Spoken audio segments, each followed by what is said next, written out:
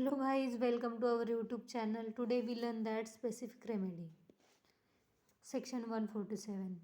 तो डेफिनेशन क्या है स्पेसिफिक रेमेडी की?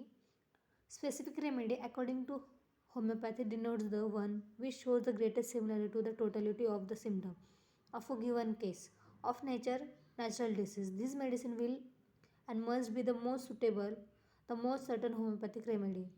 मतलब होम्योपैथी के अकॉर्डिंग टू स्पेसिफिक मेडिसिन का मतलब ऐसे है कि सबसे ज़्यादा सिमिलर मेडिसिन जो आएगी, सिम्टम जो पेशेंट के उससे रिलेट हो जाएंगी, वो उसकी स्पेसिफिक रेमेडी है.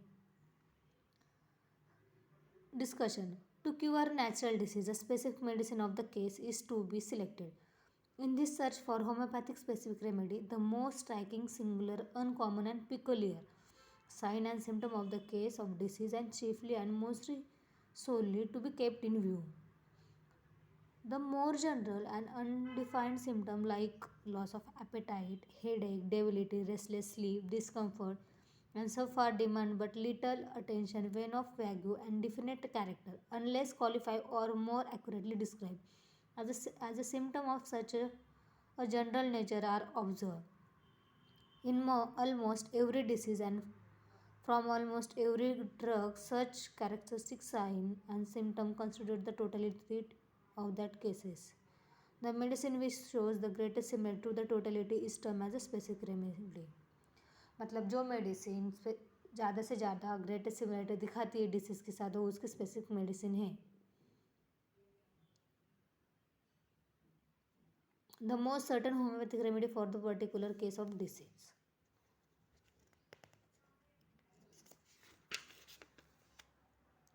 The homeopathic concept of specific remedy differs radically from that allopathic school.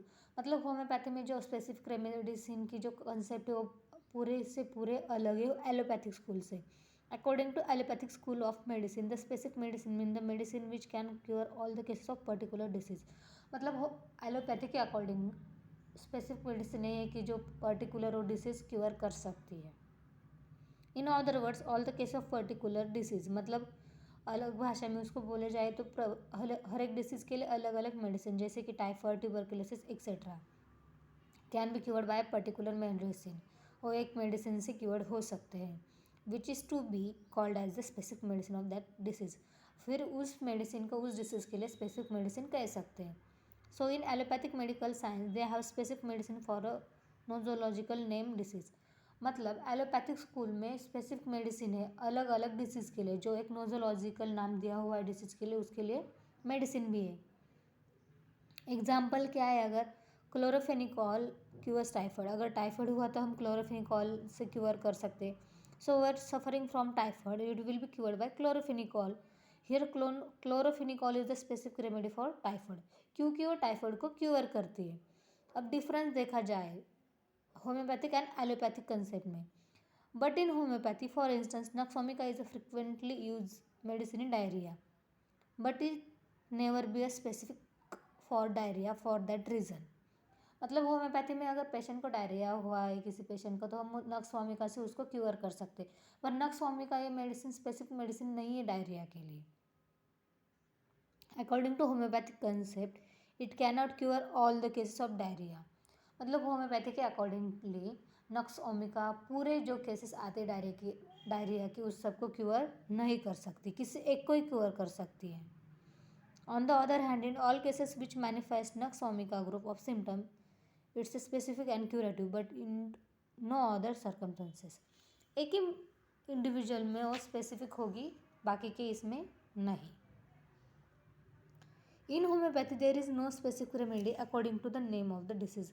मतलब होम्योपैथी में ऐसी स्पेसिफिक रेमेडी है ही नहीं डिसीज़ के नेम के हिसाब से. There is no specific remedy for typhoid, cholera, whooping cough, tuberculosis.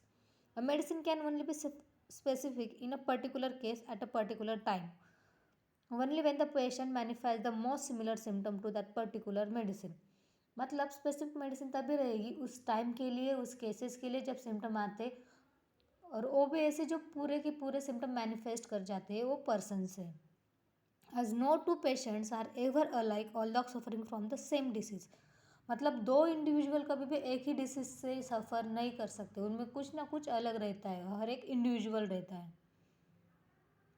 According to nosological name, example typhoid, cholera, etc. As for homeopathic concept of individualization, so it is fulfill and illogical of giving the same medicine to all patient who while suffering from the same disease.